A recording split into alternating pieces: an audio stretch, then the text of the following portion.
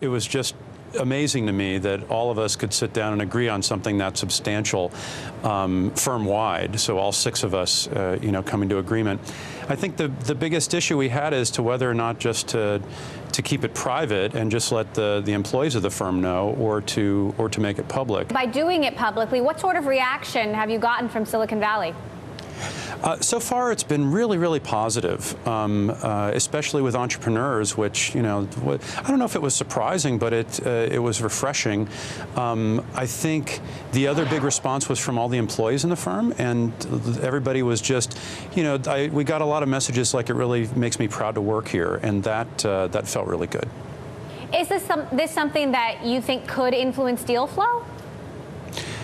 That was never our intention. It was just an intention to make the firm that was reflective of the values of the partners. And I think that, it's not like we're the first group of folks to do this. I look at somebody like Mark Benioff and how he's integrated philanthropy into Salesforce.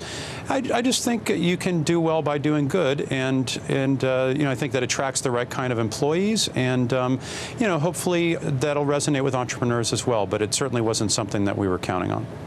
How about resonating with LPs? I mean, do you think this might give you an edge in fundraising?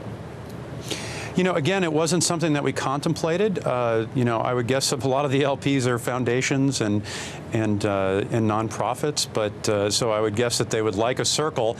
But that was not something that we were contemplating. This was, giving is something that's very personal, and all of us are deeply appreciative to the environment that we work in. We get to work with great entrepreneurs and technologists, and in the process, it creates a lot of value. And it seems like the right cycle is to plow a lot of the value that we make back into the society that we live in. So it just feels good. It feels like the right thing to do.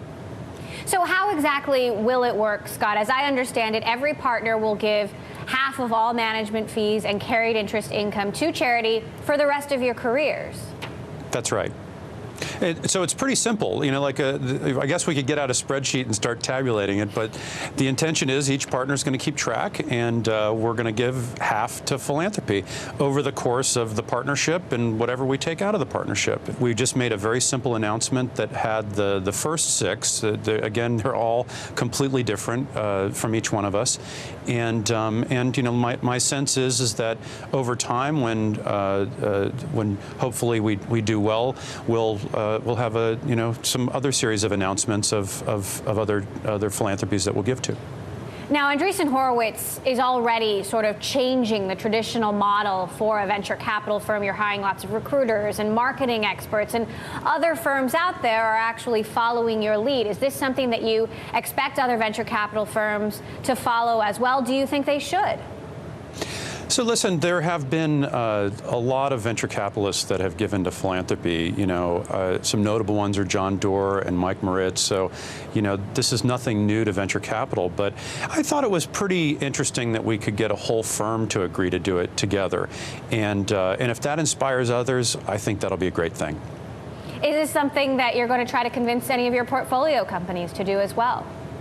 I think that as part of what we do, sitting on boards and mentoring entrepreneurs, I think that philanthropy reflects the values of who we are, and that'll certainly be something that we'll talk to our entrepreneurs about. But philanthropy is a really personal thing. It's nothing to be preachy about. It's all about, how you feel about it. And the way that I would talk to my entrepreneurs is just how I feel about it. And again, I would talk to them about how it is a personal choice. But at least I think it's helpful to have somebody that is giving to philanthropy in your life, because I think it opens up, why and how, and like you have somebody there to answer questions. And just last question, Scott. Times are great now, but Andreessen Horowitz is a relatively young firm. Who knows what lies ahead? What happens if the firm falls on tougher times, if indeed this is a bubble and it bursts? We all have to deal with what our current reality is. I don't think I'm certain that's not going to affect the pledge. Whatever we make, we're going to give away half. But I guess if things go really well, we'll be giving away more money. And if things don't go very well, we'll be giving away less. But it'll still be half.